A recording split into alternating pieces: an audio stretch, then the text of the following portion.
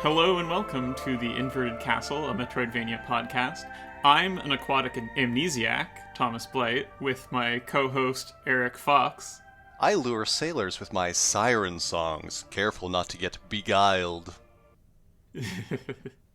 And we're talking about Aquaria. I actually remembered to introduce the game we're talking about early on this time. Okay, but who did it? Who did Aquaria? Yeah. Oh, geez. I remembered the name and now I don't. It's fine. It was an indie duo who went by Blot. They were a pair of indie developers back in the day, Derek Yu and the late Alec Halavka. Derek Yu, you might know as someone who would eventually make Spelunky. Oh yeah, I remember being like, oh hey, Spelunky. Yeah, the Spelunky guy. Everyone loves the Spelunky guy. But no, this game came out about 2 years before the original Spelunky release back in 2007. Then Alec is also a guy who went on and made some other well-known indie things like Towerfall and Night in the Woods. Yes, before unfortunately passing in 2019. But regardless, this game is an interesting take on the genre, I would say, in that there's almost no platforming. You can make the case, but instead, it takes place entirely under the sea. I hear it's better down where it's wetter. Do you want to take a stab at, kind of giving a broad overview of what this game actually is? Yeah, I'm trying to think of a good way to describe its control scheme, because that's also not very typical for a Metroidvania. Yeah, it's entirely swim-based, but... And I also didn't actually use the proper control scheme. I used controller, but it's very mouse-based. Yeah, using a controller is kind of basically a hack of mapping a mouse to analog sticks. Yeah, and I had some fun with that. I myself used the... as God intended, I would say, the control scheme of mouse, keyboard, and just a lot of memorization of hotkeys, because this game, I feel, I'm of two minds, but it definitely needs them at times. Yeah, I didn't realize that there were hotkeys available on the keyboard. Not that I would have been able to use them well on the controller. I just got really good at inputting the songs. So we should probably actually explain what that even is. So the basic controls, just because it is actually somewhat different from most Metroidvanias, are you use left mouse to move to a place, and if you left mouse further away, you'll move a little faster. Yeah. It can also spin you if you spin it around you. And then right mouse is, the basic right mouse thing is sing, which gives you a radial menu of things to input. 8 different notes corresponding to, 8 directions around you. Also color-coded and symbol-coded for each note. Yeah, color coding could have been a little more distinct for me. Again, colorblind problems. Not too bad. I don't have color blindness, and I had a lot of trouble distinguishing between the light green and the lighter green, and the orange and red orange. Yeah, most of the time it was coupled with the symbol, and that's made it fine. Or you just didn't have a time pressure and there was a visual indication of you singing the right note regardless. Yeah, so with the songs, you transform into different forms, and then that changes what the right mouse button does, including shoot. Shoot, there's tackle, essentially. There is become bright light, another kind of shoot, and I think also become spirit? Yeah. You stop time and dissociate from your body for a set amount of distance. With the mouse controls, what's discard form? You can either hit X, or, and this is something I didn't discover till later, because it wasn't actually on the, remappable keys list, but just the number keys, 1 through, I think, 8, will just instantly swap between forms. Oh yeah, I found them after I had finished the game and was looking something up, and was like, oh, huh. Yeah, same. So I used a controller. The game has default controller support, but I had some odd problems with it for some reason. So it does this thing where it tries to keep your mouse cursor in the center. Okay. What that resulted in for me, and it was kind of odd, was it constantly thought that I was putting the mouse cursor to the left. Oh, it just wasn't aligned properly? Yeah. And that meant that all of my shots came out of the left side of me. I couldn't look anywhere except leftward initially. That's so weird. Which wasn't actually a problem because the basic attack you get is homing. Yeah. Until I got to the plant form and then discovered that I couldn't shoot the plants anywhere but leftward. They no longer home, and you do need to be somewhat precise. Yeah, so I had to actually, a couple hours in, switch to the Steam controller support, which basically just treated my right analog stick as controlling the mouse. Okay. I never figured out a great setup for that. My ideal would have been treating it as if whenever I stop touching the analog stick that it reverts back to center kind of thing. Never figured out a way to make Steam do that, but Huh. I'm sure there's a way, but again, like this is very much a hack upon a hack of the game wasn't really designed for controller support. It really wants you to use the keyboard for the various menus it has. Yeah, but like mapping the controller buttons to the keyboard buttons did allow me to do things, and it allowed me to do things like being able to move in one direction and shoot in a different direction, which I don't think you can actually do without using the keyboard. You can use WASD to swim, and so you can use that, but it's not a great solution because, again, like your left hand on the keyboard is wanting to do other things as well as move, so. Yeah, it also had some odd side effects. The mouse buttons and the keyboard buttons that are roughly equivalent to them are not actually the same. Not quite? In what way? The mouse buttons will always make you go towards the mouse cursor. Okay. But the keyboard buttons won't. They're set directions. Yeah, and then the other weird thing is that the keyboard buttons don't work in the menus. Oh, okay. You need to like select via like your analog stick mouse. Yeah, so I actually had to bind one set of triggers to the keyboard buttons and use those regularly, and then the other set of buttons was my left and right mouse buttons that I used in the menu. It was dumb.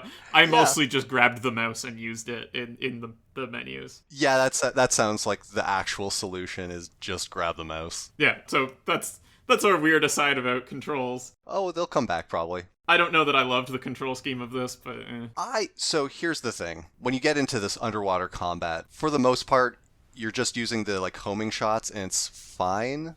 It's when you need to juggle forms between like, okay, so this boss has several phases or like steps to hit it. And so, okay, I need to hit this thing a bunch of times and then revert back to my normal form in order to sing so that I can then like use the one ability that binds objects to you so you can like throw them or whatever.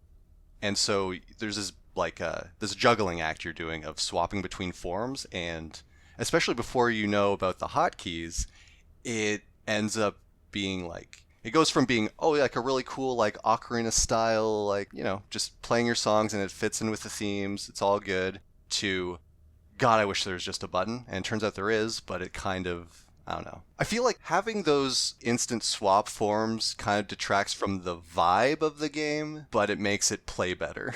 And so I don't know I don't really know, like, it makes it, okay, this is like, it removes some friction, but now it's just like, it makes it worse in a thematic sense, and then I'm not sure which I prefer. Yeah. I don't know. Yeah, and like, it is actually like requiring you to be pretty tight on some of those form changes in ways that I didn't love. Oh no, yeah, some of the like later, like most of the bosses are fine, but as they go on, yeah, you need to be hot on the revert, know the song or button, and just be really quick. And all the while, like, swimming isn't the most precise thing in the world, and you also need to be avoiding danger at the same time as you're trying to swap from your form that can deal damage to the form that can do whatever necessary other action. Yeah. Like, I'll go into my list of terrible bosses later, but it's a lot of them. Yeah, I didn't love them either. All right, basic premise of this game. We should probably establish. It pulls the amnesiac thing. You are some form of mer person who... Water nymph. Yeah, sort of, I don't know, comes to consciousness and is like, wait, have I just been like, just keep swimming, living? Yeah, you gain yes, what is it? Consciousness, essentially. Like self-knowledge. Yeah, like how robots do in all those terrible robot apocalypse movies. Yeah. It's also somewhat odd in that, like, there's definitely the implication that you had self-knowledge before, and then you lost it. Yep. And then you regained it. I don't know. It's weird to start with. It makes some sense later on. Yeah, some weird shadow entity basically fucks with you, and then you self-actualize a little bit, and you decide, okay, well, let's explore and figure out what's going on, because I feel something's wrong with the ocean. In particular, there's this idea of the verse, which is just the song that echoes throughout all of the ocean, and it brings all the life together, and it connects everything, and it's this song, and then there's you do your own singing. It's the whole thing. Yeah, music-based magic. Music-based magic, music-based ontology, and what you then end up doing is exploring your home waters, this interconnected cave system, which eventually branches out as you gain new abilities from the ruins of once great civilizations. Mark that on your bingo card. Basically, every dungeon of sorts is a mostly self-contained area that is styled after some race of merfolk that, pretty much without exception, were created by their god, and then they did a fucky-wucky that made the god angry at them, either by being too warlike, or now worshipping the sun instead of the god, or what have you. How dare you spurn his gifts? And so this god would always destroy them, and then you find their remains and usually a new song to gain their flavor of power. Yeah, which is your forms. Which is the different forms. And yeah, as you explore and you find new things, you also find memories of your life before you self-actualized. Yeah, it's like, I don't know, you kind of come in with the assumption that all of these races are ancient, and it's like, no, one of them is just the society you grew up in that you forgot. Yeah. Like, it was within your lifetime. It was Tuesday. I don't know if that's actually true, but... No, but, like, yeah, you usually think, like, thousands of years, some untold number of years, but no. It was, like, it could have been recent because of basically how quick this god was spawning out new toys to play with. Yeah, and then eventually you go and take the fight to this god. Oh, beforehand... Very importantly, you find a really hot dude. Yeah, a hot human. A hot human dude who you, at first, accidentally almost drown, and then you sing the song that gives him gills, and then you're married now. Yeah. Essentially. That was, I don't know. No dialogue. That was an interesting combination of just like, okay, I'm gonna rip your helmet off, and then, by the power of makeouts, you can now breathe underwater. Uh-huh.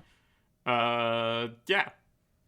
Tell me you wouldn't also follow around the singing fish woman. I mean, yeah, that's fair. What else are you gonna do in your little cave? It's definitely the most interesting thing going on in the ocean.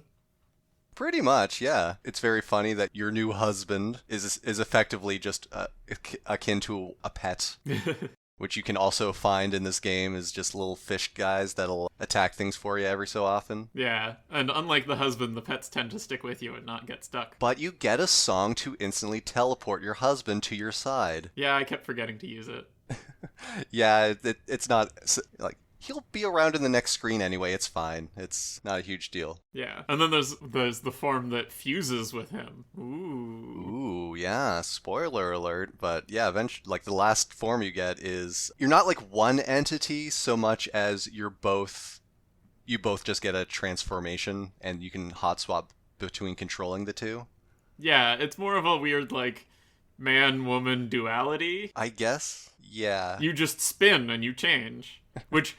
Funnily enough, I also did not understand initially when I got that form what the prompts were telling me to do. Oh, no? Because that's not how I spin. I just spin by pressing a button. Oh. So it was like, waggle the mouse around yourself. And I was like, I don't understand what this is supposed to be doing. What mouse? He says, controller in hand. I mean, I was trying to, like, put the cursor around me in circles.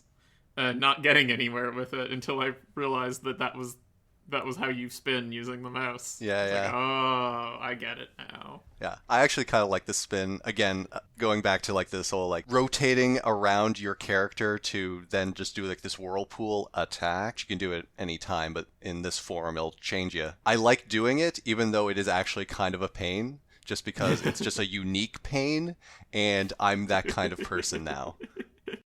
I see.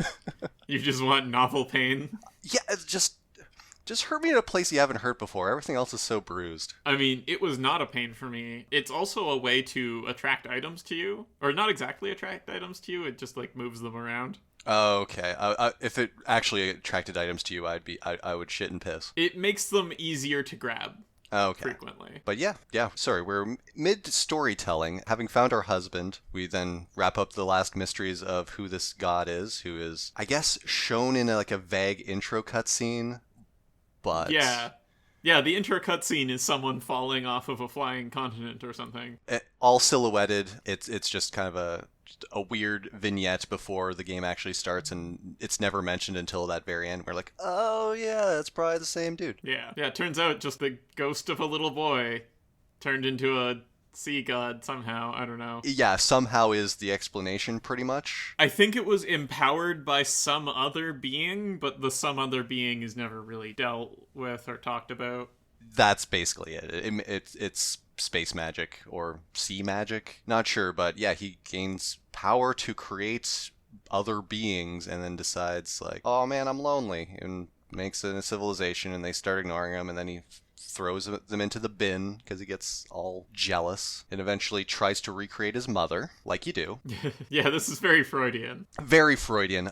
Like, in particular, he specifies, like, the song she used to sing comes up in a puzzle earlier as well, and it's also kind of a leitmotif of the whole game. Like, the melody kind of shows up in a lot of tracks, which I think is cool for a game about songs. Yeah, definitely there's some music theory things that you gotta build in when your game is about songs. Pretty much, and it also makes sense for the whole, like, the creator of all of these places you're going to imbues it with this memory song. Well done. Kudos to you, Aquaria team. Yeah, but unfortunately, he's kind of a piss baby, and so you need to put him in his place. So, in a very lengthy boss fight, you do. I mean, he has kind of been building and slaughtering civilizations, including the one that you were in his weird eugenics project to make his mother love her.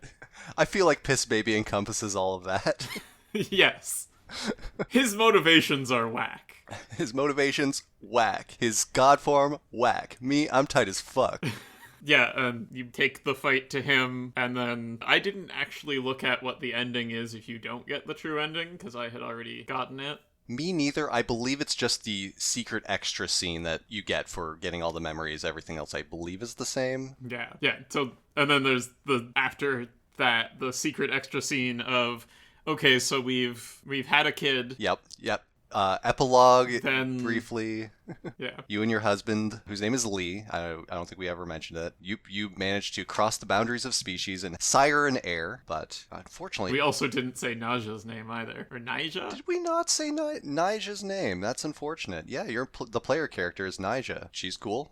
She narrates the entire game. She, like, explains, like, her feelings and how she's getting, like, all these memories from past civilizations, and she just knows them. Voice acted, which is, I think, pretty rare for an indie game back then, in 2007. Yeah, that's fair. Yeah, I can't believe we forgot that. Whoops. Whoops. Lee never talked, right? So there's 3 voice actors total? Again, he's a total trophy husband. He just swims there, floats there, looks handsome, and will occasionally do an energy blast to power up your song weapon. Wait, sometimes he picks locks? Sometimes he picks locks. Okay, never mind. He's your trophy thief husband. Yeah, so real quick on the extra scene. Yes. It turns out that the shadowy figure you've been seeing throughout the game is in fact your own mother, who was made by that god. To be his mom. Yeah, to be his mother-wife thing. I don't know. And she apparently has ambitions of, like, going beyond the ocean and conquering other places. This comes out of nowhere. Yeah. Yeah. Just like, and she's also like, oh, I'm the one who took away your memories, because if I didn't, you wouldn't become who you are, and or like wouldn't be down with joining me to rule the galaxy as mother and daughter. Yeah. And then she steals your consciousness, and then the game fades to black, only to reopen on your now adult son, Lucian, who has been experiencing the entire game through a memory crystal. Yes. Embarking on an airship. And then it really fades to black in credits, I believe. Or maybe not credits, I don't know. I think there's a to be continued in there. A to be continued, which, unfortunately... yeah, never materialized. I mean, Derek could still do it at some point, but... He's got that spelunky money. He don't need to come back here. But, yeah. It's been 15, 16 years at this point. I think we can put... This is just a weird sequel bait / honestly kind of disappointing oops, bad end kind of thing. Like, you could have had the happy ending, but instead we gotta complicate things. And yeah, it was a weird left field ending there. Yeah, a little bit. I was, it could have just been like, hey, Ocean's good now. Cheers. Yeah, or like, I don't know. So Naja is now the ocean god, but she's going to be benevolent or something. I don't know. I think it's implied that also all the different races that got like owned by the god are either coming back or rematerialized, or it's just during the credit scene it's just a showcase. Again, nothing's really explicit about them. Yeah, other things to get into are the bosses, somewhat like Iconoclasts. Yes. The bosses in this are mostly puzzle bosses. Yes. Unlike Iconoclasts, I don't think the game is well suited to combat. Yeah. Okay, so part of the exploration is you find items and you can, with them, make healing and buff stuff, food, essentially, which is necessary because... in a game that doesn't control particularly well, you're going to get battered around a lot, and having a lot of HP restoratives is pretty much key. That's true. So some of these bosses are just drains on that resource, is how I would describe it. Yeah, some of them are drains on that resource while trying to figure out the puzzle. Yeah, I'm thinking of the one that made me probably the angriest. Like, it's probably not the worst one, but it didn't make me the angriest of just, what do I even do? And when I figured out what to do, I'm still like... come on, guys. Was it the father and the mother? No, that was fine. I found that one alright. I'm thinking of the one in the bubble cave that kind of clings to the ceiling. It's like a mantis or crab or yeah, something. that optional boss. It was an optional boss, so full disclosure, it's an optional boss. It does hide a life up, of which there are only 4 in the game. But... the idea is you're in this tiny bubble, right? So like you can only exist in water, so anytime you're out of water, you're either falling or jumping to another bubble. In this case, you need to swap to your plant form to fire a plant that will knock it off the ceiling. Then quickly switch back, and then you have to skirt the edges of the bubble because now the dude is inside your bubble, and now you have to quickly grab one of the bombs it was dropping prior to falling so that it explodes on its face. But because because you're grabbing it, it's now attached to you, so when it explodes, it also hurts you. So you can either sing the bind song again to try and throw it. You can't really throw it so much as use your own momentum with it, in which case you're probably also just running into the boss. Or just soak the hit, which is what I did. Yeah, I mean, you can do it in the opposite order, which is what I was doing. I was binding it, releasing it, very quickly switching to plant form, knocking him down into the explosion, but it's still really hard to do. And was definitely one of those things where that was stretching my ability to input the songs quickly enough. Yeah, this is a case where you need to use the hotkeys. Even then, it's still such tight timing of the bomb's about to explode and the platform still needs to charge up its attack in order to knock the thing down. Yeah. Oh my god, I was... in a game that I otherwise was enjoying, it's just one of those moments of just coming to the realization that I don't want to do all of this game, because if there's more shit like this... yeah. It was unfortunate. I had dumb problems with Mythalis, who is the second boss that you can possibly fight. Yes. Depending on how you do it. Yeah. You can actually go in a different order, and I did. There's a thing that Same. I think is supposed to be only passable with his power, but you can actually just swim very slowly through it.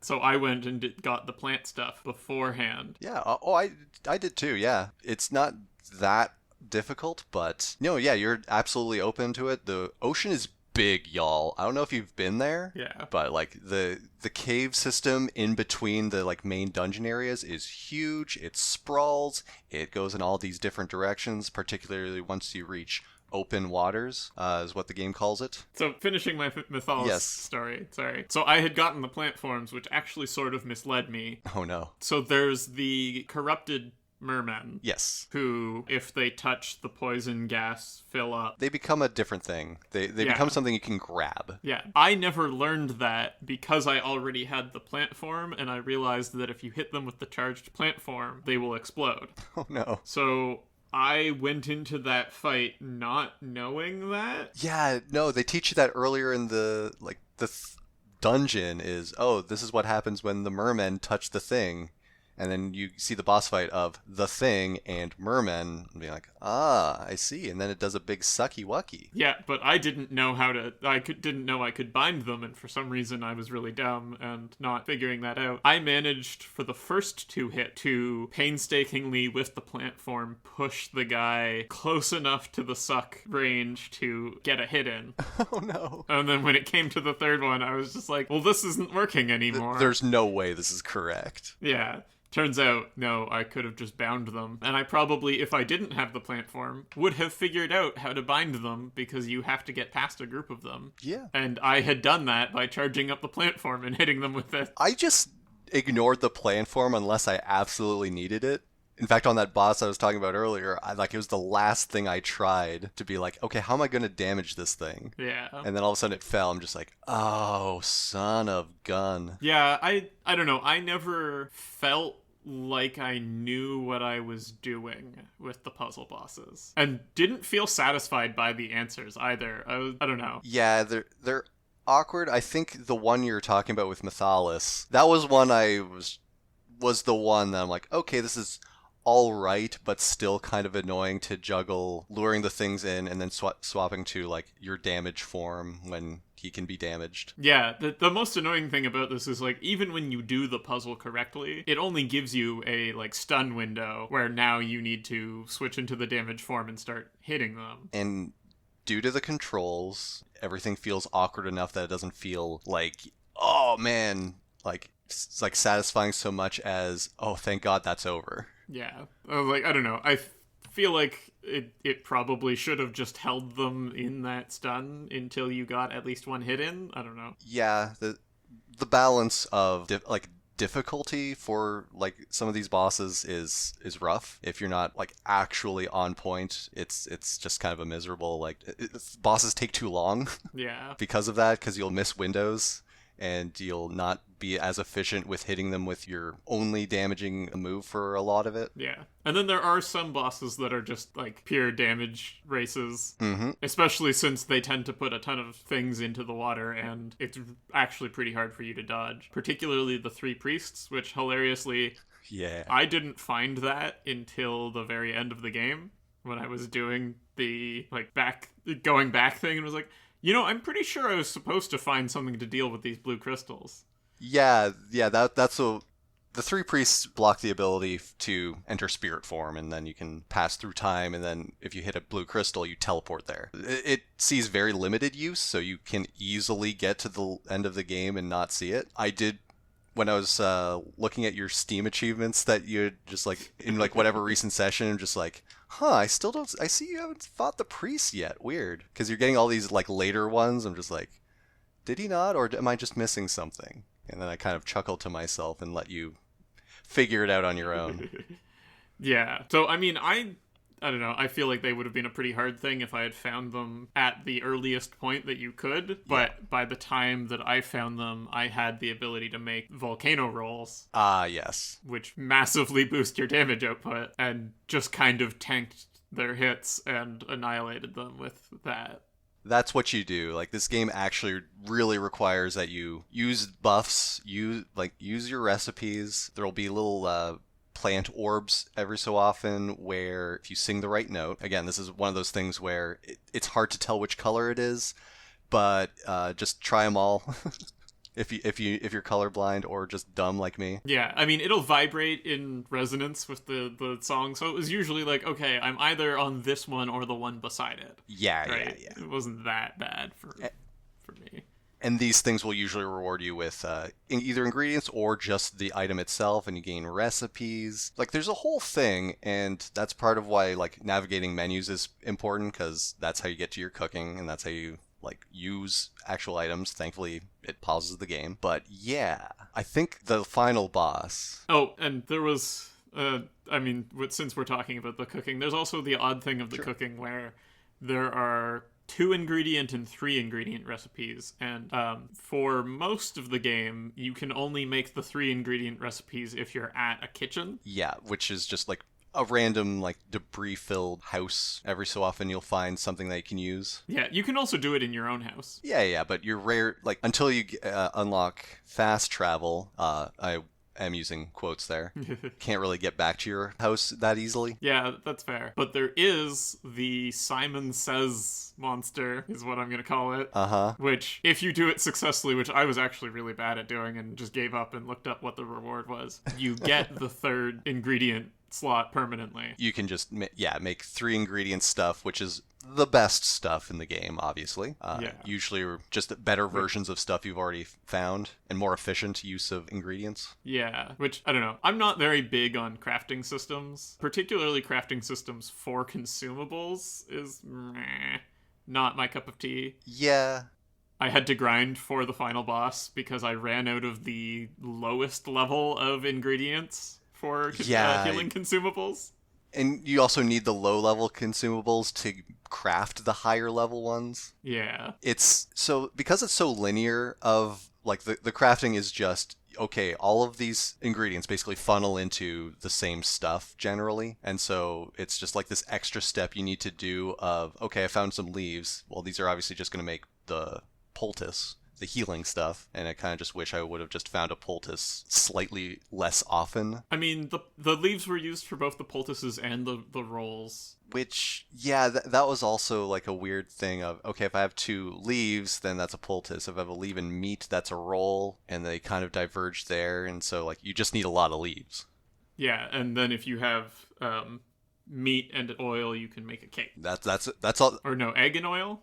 That's all that goes into my cakes. I don't know about you. Beef cake. That's what that means, right? Yeah, and then those things combine. I don't know. At the end of the game, I felt like there was a lot of recipes that I hadn't found. Either I didn't do a great job of finding all of the like resonant plants that give you things, or maybe I was just supposed to start experimenting at some point. Yeah, again, like, the experimentation is always, like, a bit of a risky thing to do, just because, like, you waste the stuff if you get it wrong, and you already know useful things to do anyway. Yeah, but, like, I think near the end boss, I got a recipe which was made of 2 things that I didn't have. Oh, wow. To make a 3rd thing. I was like, oh, okay, I don't know how to make any of that. I assume I won't need it.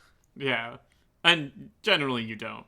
Sorry, you were trying to say something about the last boss, and then I went on a tangent. And speaking of the last boss and not needing things, you need health. There's a late game consumable of just have full health, which is molto bene. But the last boss has, like, 5 or 6 phases. It's such a long boss, and again, each phase is kind of still that kind of juggling act. In particular, the last one is so big you might not even know what you've done, or like, in particular, there's this part where you need to shoot off its eye plating so that its eye is exposed, but its eye is like a weird, like, purple sphere. It's just like almost looks like a yarn ball. Yeah. And then you need to keep flashing it with light, which is, like, I think one of the only times you really use the light form offensively. Yeah, which then makes it vulnerable to switch into your laser form and shoot it. And yeah, in order to be able to shoot it enough times until it turns, like, dark enough that you know that, oh, now I can tear it off with your bind spell. Oh yeah. And that's just one phase in order to free your husband so you can get back to your fusion dance phase. But, like, if at any point through this you die, you have to do all of the phases prior to it over again. Oh geez, yeah.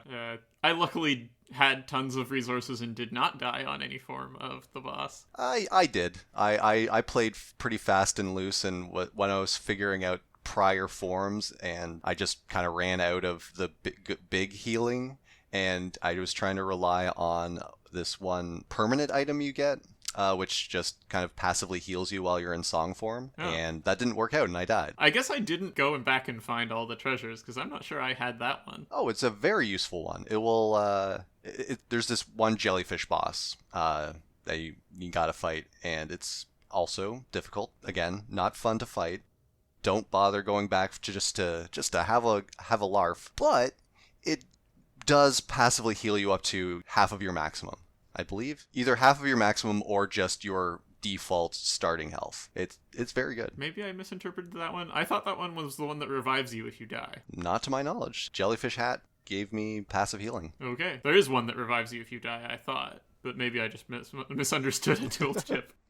Whomst could say. Yeah, it went on a little too long. Yeah, there's no checkpoints is what I'm saying. Okay, I'm trying to think of all of the forms. The first form is pretty much a straight up and down fight. He spawns minions to charge up your dual form. Yep. But it's not really necessary. You can actually just laser him to death. Oh yeah. What's after that? The Simon Says? Okay. No. Okay, so very quickly, because don't want to get too into the weeds here, but it's like, fusion form, he steals your husband, then you laser him, then you have to chase him through a dark tunnel, so you gotta switch between light and firing at him until you chase him into this one cubby hole. Oh yeah, the spidery one. Wherein it's Simon Says, where you gotta sing the notes that he kind of like indicates, at which point after that you go into the big form, which is the phase I talked about, and then again just after that you get your husband back, and then fusion form, laser, super move until he dies. Yeah. Saying it that quickly, it seems like, oh, no problem. Each of these phases takes a little too long, again with this weird floaty controls, floaty in the water. Yeah, I forget how long that actually took me, but it was probably, I don't know, it got a little long for a single boss with no saves in between. And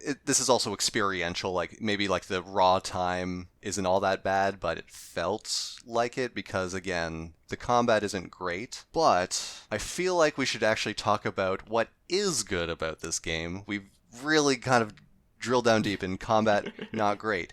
However, swimming around in the like open caves, the vibes of just kind of, just kind of exploration, either through what is the ocean and also the remnants of once great civilizations, feels really good. I felt like, yeah, man, I can totally like just kind of chill when we're not getting attacked all the time. Yeah. I liked it. I liked the music. I thought the music was actually really good, really fit the ambience that you would want. And like, again, in a game about songs, gotta nail the music. It's true. It wasn't overwhelming, but like every time I'm noticing it, just like it matched how I was feeling in the kind of low stakes, vibing undersea adventure, man. Yeah. I liked it. Like I liked the parts where it isn't combat heavy. Like usually, like if it's just like normal enemies, it's just spam the homing attack and you can kind of move on just fine. But like just kind of navigating the spaces, all like the different aquatic life, kind of either both friendly and aggressive. You can hunt to get meat, and otherwise, no, I kind of liked the quieter moments. Yeah, I guess so. I don't know. I was kind of feeling at some point that it was just like going on a little too long. Like I felt compelled a lot of time to fight enemies and try to get resources at times that I would have preferred to just get on to the next thing. But that's definitely just me being like, oh, I've got to get going on this or something. I don't know. You want to finish the video game because you're a busy adult with many important things to do. Yeah. Yeah, I can see that. And also, as previously discussed, ocean big. There's like a lot of space in between the major zones, which you can kind of get lost in. I know I'm talking about a lot of good things, but how about that map screen? Yeah, they made the interesting decision in the map screen to just like overlay things on top of each other. And not in ways where it's like, oh, you can kind of see the other zone in the background or something. Like they're completely separate tunnels and areas, and yet in order to see like what's there, like what the zone actually like looks like in a broad sense, you gotta open up your map screen because your minimap doesn't actually show you the shape, and then click where you're at, or click whatever zone you want to look at, and they overlap, so you got to click the correct spot and hope you're not like, okay, no, wait, no, that was a different zone. No, there is no pathway down there. Oops, whoops. Yeah, that was a little weird. And also the interesting decision that if you are currently in darkness and not illuminated, you can't access your map. Yeah, which I think is like, because as soon as you enter a zone, you basically get the entire map for free. Just doesn't show you like it'll, where you haven't explored is still grayed out, but you see the shape, and it would kind of defeat the purpose of the dark areas if you could just be like, okay, I'm here, so swim a bit further there. It's just, I feel like they could have had a more elegant solution to that. They could have just not shown you where your indicator was while you're in the darkness or something. Or they could have given you that ability once you got light form. Yeah, I don't know. I have minor annoyances with this. I feel like there was just random darkness in some places, and it was just like, oh, okay, I don't have the ability to see anymore, see the map anymore, but I can navigate this space just fine. It's dark, but it's not like invisible, as opposed to the abyss, which is actually like impossible to traverse without the... Yeah, it's dark, just flavor instead of dark gameplay lock. Yeah. And it's not a particularly interesting flavor. Yeah, I don't know. And I also found the light form kind of obnoxious in that you have to charge it up every time. Nothing short of a full charge does anything. Yeah, like, I think you have a bit of a flashlight effect, but it has basically no effect at all, realistically speaking, on vision. Yeah, you gotta charge it up and you burst and you can see for a while, and then it fades, and so you have to refresh it. Made any boss in the dark, which there are a couple, it just felt like a tax. It's just not an interesting thing of, okay, I need to do this upkeep to even fight. Yeah, it's another part of the, like, okay, now I feel like my form changes, if I'm being slow, are just wasting my light time. Yeah. It's disappointing because, like, early on, before the combat got bad, I was really vibing with this game. It's just every time you get to a hard combat encounter, all of the flaws really surface. Pardon the pun. Yeah. And this is more of a pet peeve of mine. So this game uses what I refer to as paper doll animation. That's the other thing. Yeah, if you've seen a Flash animation in around 2007, you kind of know how this looks. Yeah, so like you've got different pieces of the thing, and they're static pictures, and you're just gonna use rotations on them to like make it look like limbs are moving. I'm not very into this style. It's very much a function. It looked good on Naja. Yeah, Naja looks fine for the most part, but also she doesn't have to walk anywhere. Yeah, but like her swimming animation is actually pretty good. Yeah, right? They nailed the one thing they really needed to nail. It's just, and also like a lot of the sea creatures are fine because not a lot of their parts move anyway, just like fins and whatnot. Yeah, but I found it particularly bad looking on the bosses that like needed to animate. Yes, because it's just really blown up images that you can just kind of just see the massive JPEG of an arm, like kind of just flailing on independent of any other part of its body. Yeah, actually in particular the last form of the final boss was clear that he was not drawn at the scale necessary to make him that big. Yeah, actually, like the intro cutscene, the first thing you see also has shades of this, of the boy who's kind of like walking around. Like you can just kind of like see how he animates, and it's a very awkward walk cycle. And when his home in the sky reaches its cataclysmic end, just like all the different pieces its presentation isn't great, I will say. Yeah, I mean, all of the art looks nice when it's static. I will say that, like the art, like the actual illustrations are great. Love looking at it, love looking at the sea. The menus have all this theming going on, this like ancient like Atlantean style, but in motion it's kind of rough. It is 16 years old and an indie project, so like I don't want to be too harsh on these two guys. I don't know. I will say in the other two-person team game, Unsighted, hey, they nailed the animations. That looks excellent in motion, in my opinion.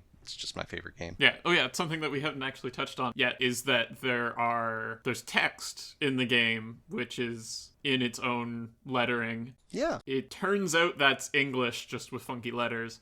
Did you try to translate it at all? I never went back and figured it out. I think it would have been fairly possible to figure out a cipher from the things that seem pretty obvious, like the fact that home has a 4-letter label.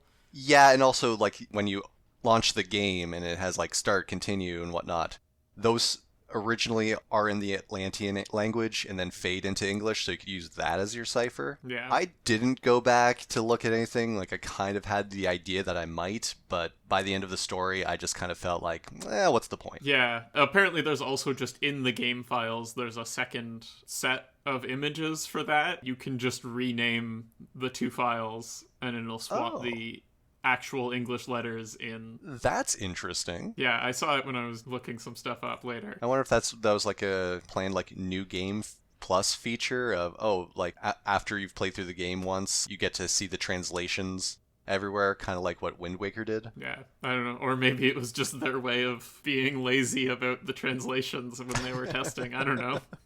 Maybe. It's like, I don't need to translate this. Just give me the English. Just give me the English, please. I want to play a fun swim Metroidvania game, not do my linguistics homework. Yeah. Well, I mean, it is kind of funny for me because I was also playing Tunic around the same time, and I did do my linguistics homework in that. But that game is also about linguistics homework. Yeah, I don't know. I had no interest in trying to figure out this language.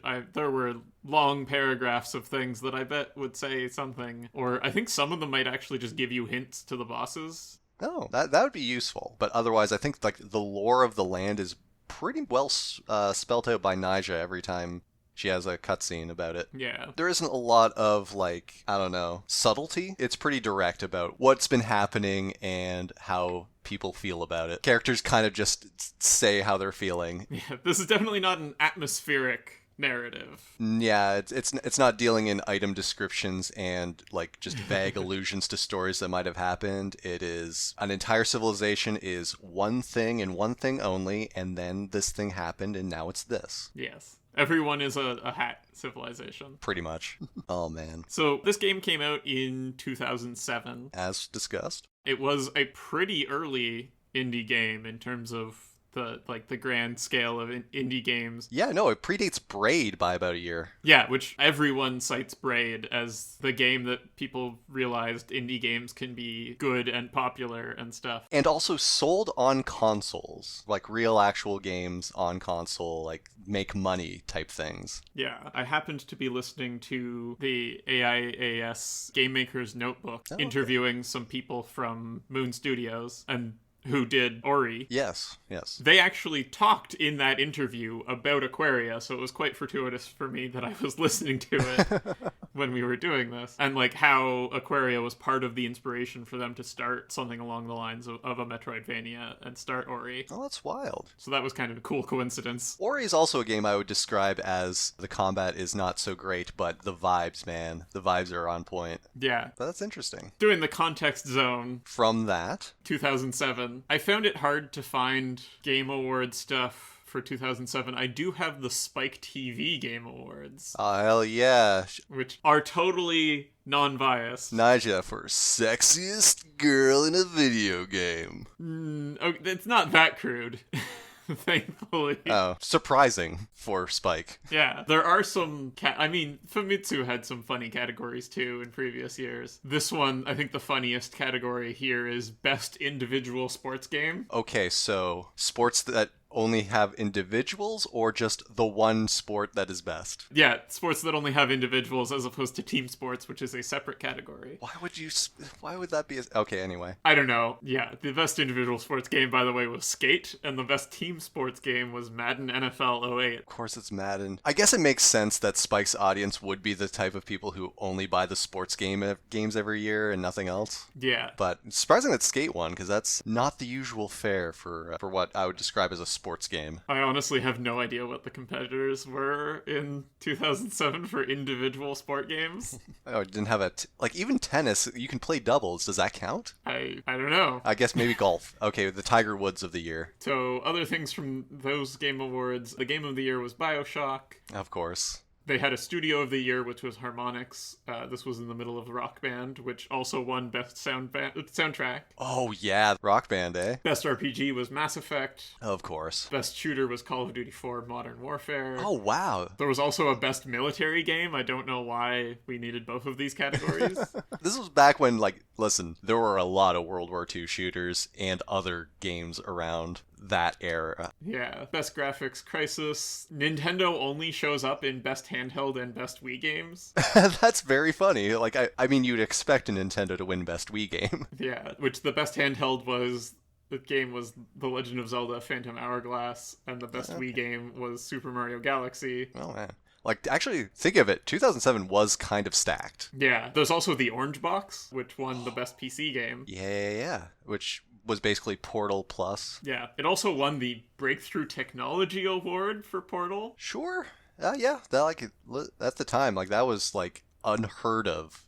Like, the Portal technology was the game's selling point. It had some alright puzzles, but...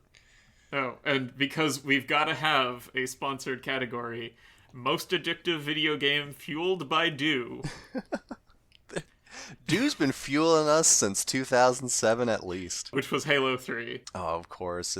Of course, Halo is the one that wins the Mountain Dew Award. Yeah. I've also got, like, high-rated stuff from Metacritic. I'm not going to go through it all. That's fine. One funny thing that was high-rated on Metacritic was I was surprised to see a Castlevania Symphony of the Night release. Oh, man. Which was apparently released in 2007 for Xbox 360. This is probably Xbox Live Arcade, but... Just had a port. Yeah, it just had a port, and it got a high enough rating to get onto my list. Yeah.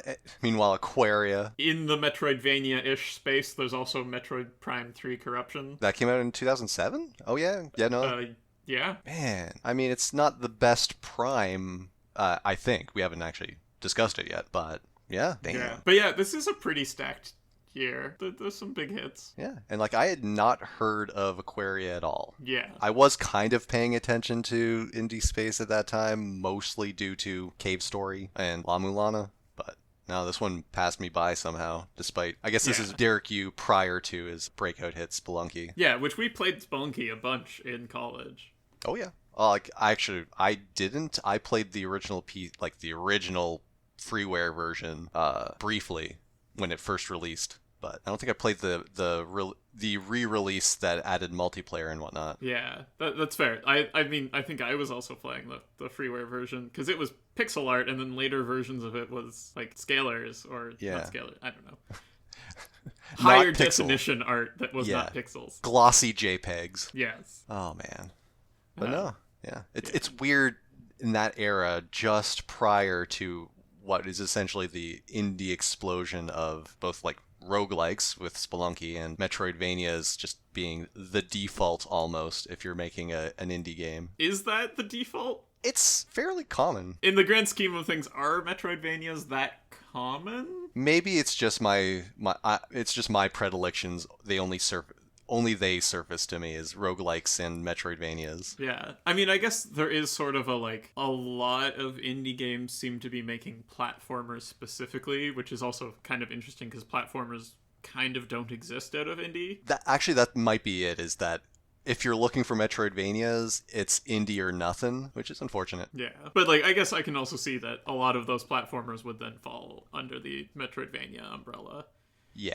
Right, because the difference is, are they level based most of the time? It's as always a kind of a gray area on what actually counts. But speaking of counting, let's go to our list, perhaps. Unless you've got any final thoughts on Aquaria. No, I think I've said pretty much all of the things that I had. Yeah, I feel bad that we focus so much on the combat. Like it, every time it comes up, it's bad. But in terms of pure time. A lot of it is actually just swimming around. But when it hits bad. So, I don't know. Where were you thinking in terms of what games surround it, at least, in terms of your enjoyment? I mean, I was thinking pretty low, actually. Unfortunate. And the challenge is, how low do I go? I don't know. I didn't hate it all of the time, but I also, I don't know. I wasn't having that much fun with it. But you can enjoy it for any reason. So, honestly, I'm looking down near the bottom. Okay. Is it better than Metroid for the NES?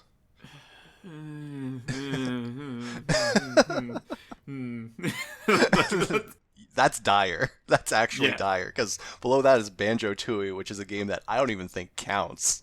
Yeah. I think I don't know. I think I'll put it between Yoku's Island Express and Metroid for the NES at my new number 17. How magnanimous of you. Which I will remind people is below Legacy of the Wizard and Maze of Gallius. Yo, those games which own, are though.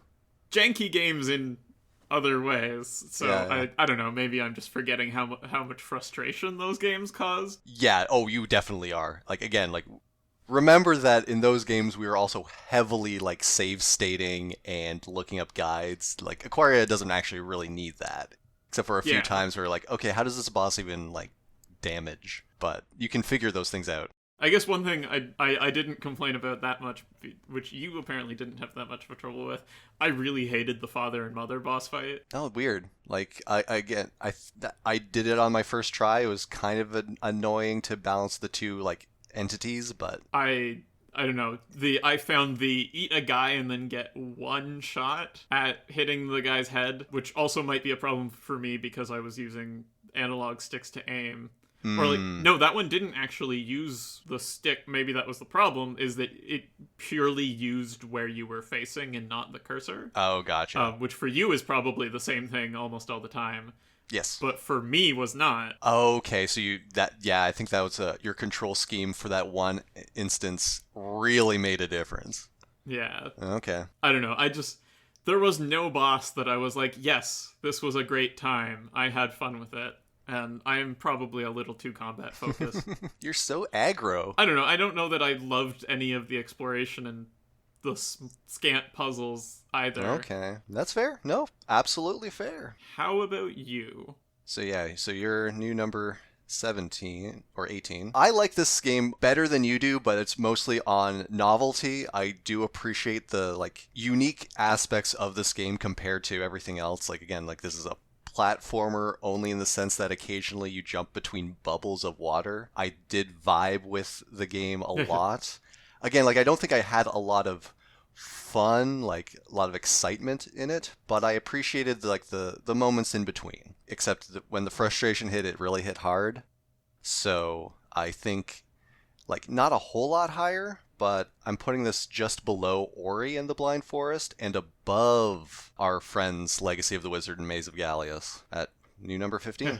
Which reminds me, did you do the climbing out of the water for items, optional stuff? Not a lot of it. I did do, like, the little bubble path in the ice zone, but that's about it. Okay, so you didn't do the non-bubble paths. Or actually, I guess the ice zone involves some manipulation. Yeah, no, it was mostly fine because of the... I mean, it was optional. I really didn't like that. Yeah, it's not great, but... So, what you're talking about doing here is you have to use the plant form to make platforms for you to stand on, to then jump and shoot another platform to continue ascending, all to get... Oof. At least one of them is just to get a rock egg or a rook egg, and I don't think maybe it was used in some recipe I didn't find. Yikes. Okay, yeah. No, I didn't do that. Yeah, I don't know. I found that very frustrating. It was optional stuff, but it was just... I found the logic on where is my jump actually going to take me kind of obnoxious. Yeah. Okay. No, you've convinced me. It's below Xanadu. I mean, that was optional stuff, right? Like, the only thing you actually needed to use the jumping on land for was pretty mild, if I recall. You did need to do that to get to the last hidden memory, which unlocks the true ending, if I recall, right? Oh, okay, yeah. The one at the top of the Sun Temple. Oh, right. Yeah, no, never mind. Yeah. But I don't know. Again, like, all of this stuff, like, didn't bother me as much. It might be the mouse controls made it a bit easier. Maybe. I don't know. It was just one of those things where it's like, I know how to do this. I know what I'm trying to do. I feel like in any other control scheme, this would have been easier. And yet you persisted. Yes. Anyway, enough about this game. This game's old hat. I don't care about Aquaria anymore. Get out of here. Get out of the water, and instead we're going to go to... We've been doing a lot of indie games recently, and it's time to get back to the big boys. You know them, you love them, Nintendo. We're going to try out Kirby and the Amazing Mirror. Ooh, Kirby and the Amazing Which Mirror. is apparently, right. again, not played it, Metroidvania at least a little bit. Yeah, it's if I recall, pretty adjacent. Not very much of a Metroidvania, but we'll see. We'll see. Yeah, no. Again, for this kind of thing, even when they don't fully count, I think the aspects of it are at least interesting enough to talk about. And mostly I just want to see my boy Curbs. Yeah. Love the little guy. Just like looking at him. Yeah. He's a little adorable puff. Yeah. So we'll see how that goes next week or next month. Sorry. But yeah, that's pretty much wrapping up here. Thank you for listening. If you have any questions, comments, concerns, or foibles, please feel free to contact us on your social media of choice, like us on Facebook, email us at invertedcastlepodcast@gmail.com, on Twitter at invertedcastlepodcast. Never forget the P.